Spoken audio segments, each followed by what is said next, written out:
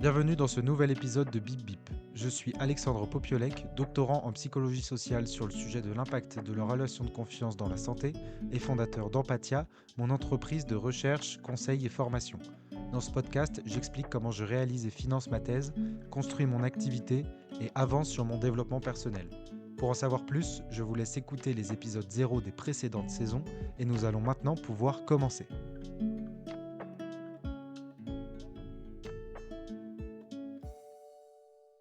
Cette fois-ci, j'en suis sûr, c'est l'épisode de podcast le plus court qui va exister des 4 saisons. Pourquoi ? Je n'ai pas grand-chose à vous dire.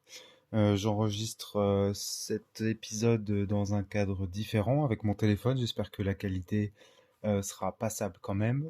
Je réfléchis sur la qualité. J'ai senti qu'il y avait une baisse de qualité en saison 3-4. Peut-être à cause de mon nouveau PC. J'ai toujours pas pris le temps de pouvoir faire mes tests, de essayer de comprendre si c'est le PC, la carte son, le logiciel. Enfin bref, je vous passe les détails techniques, mais j'espère que vous me recevez.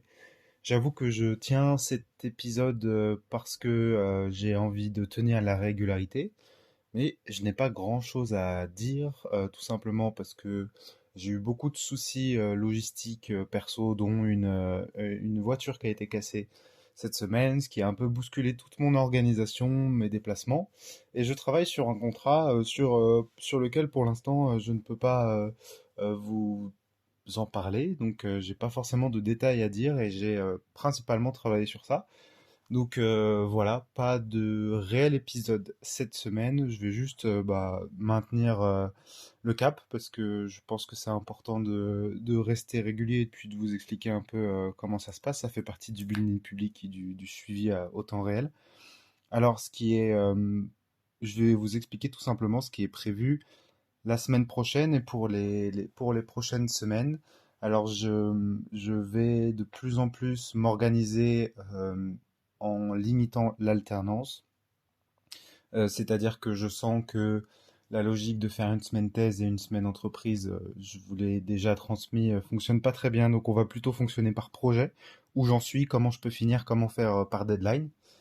J'ai convenu par rapport à ma thèse que j'avais besoin de remettre des deadlines, des éléments qui sont sûrs, posés et importants pour me permettre de l'envisager comme un projet et pas de passer à côté. Je vais essayer de tenter cette organisation un peu plus fluide parce que l'alternance me convient pas. Ce qui fait que logiquement la semaine prochaine est une semaine thèse, mais bon, il y a beaucoup de choses qui se font.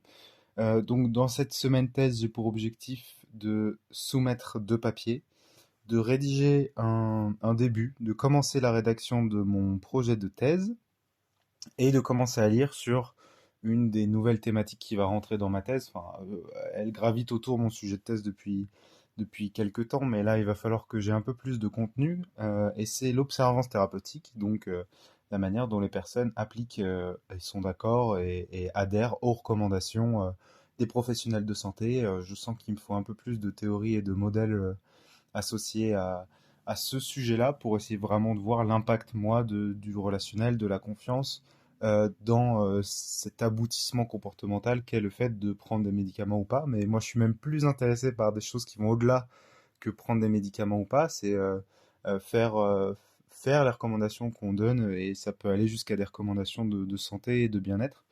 Donc voilà, objectif pour la thèse, ils sont transmis et je vais commencer à m'organiser, à me projeter vers un voyage que je vais avoir. Ça y est, je peux vous le dire. Je sais plus si je l'ai dit dans un épisode, mais je vais partir en Martinique pour former des professionnels de santé sur le sujet de la confiance.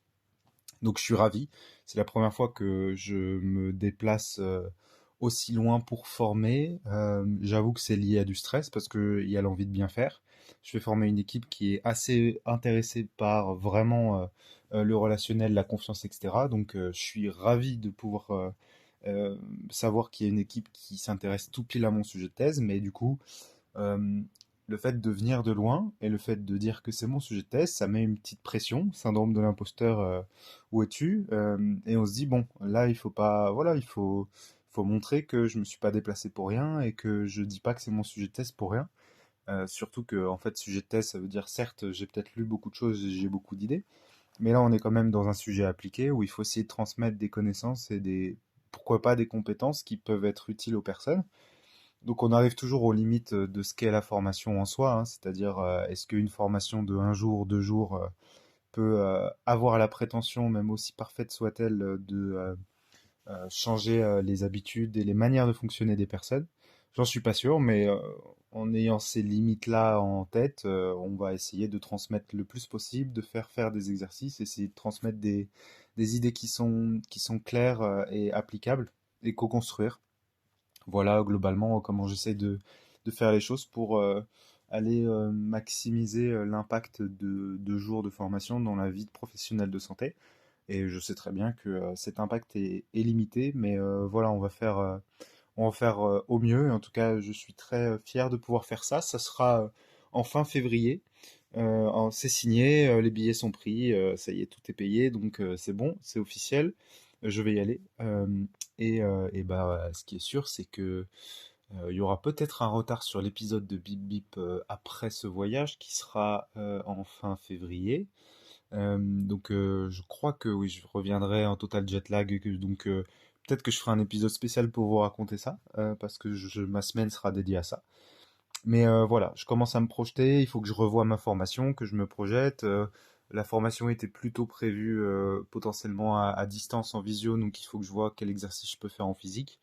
Voilà, remanier les choses et puis réactualiser parce que j'ai eu la chance d'avoir des expériences de formation qui sont arrivées et on va voir si là les heures et les cours, enfin, les heures de cours que j'ai fait et les formations que j'ai faites en fin d'année me donnent un regard nouveau sur ce que j'ai prévu parce que c'est sur la base d'un programme de formation qui a été transmis encore il y a quasiment un an. Donc voilà, j'ai peut-être un œil nouveau soit sur la confiance, soit sur la manière de la transmettre.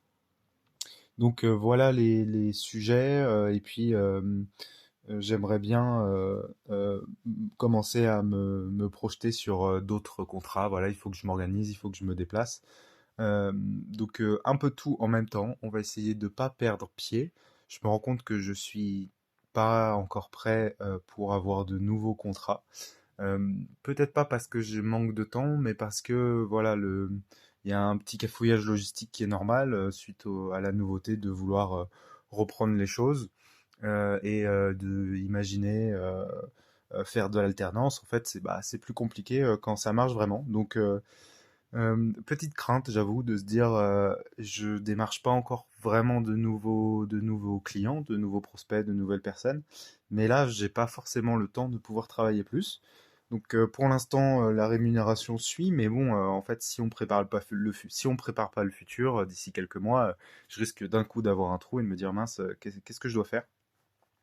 Voilà, j'ai une journée de formation aussi la semaine prochaine. Donc voilà, enfin semaine bien remplie. Je vois déjà que j'ai trop d'objectifs pour la semaine, donc on va essayer d'être gentil avec nous-mêmes, de se garder quand même un week-end parce que là j'ai travaillé beaucoup et puis j'avais pas forcément l'énergie de mettre autant, donc on va essayer potentiellement de se mettre une petite claque de travail cette semaine pour pouvoir lâcher le week-end et essayer de reprendre voilà au moins un jour de repos dans la semaine, le dimanche. À voir. Voilà globalement ce qu'il y a à faire. J'ai également une soutenance pour l'incubateur auquel je suis associé, donc il faut préparer tout ça, faire le diapo, etc. Voilà, vous savez globalement où j'en suis, comment je me situe.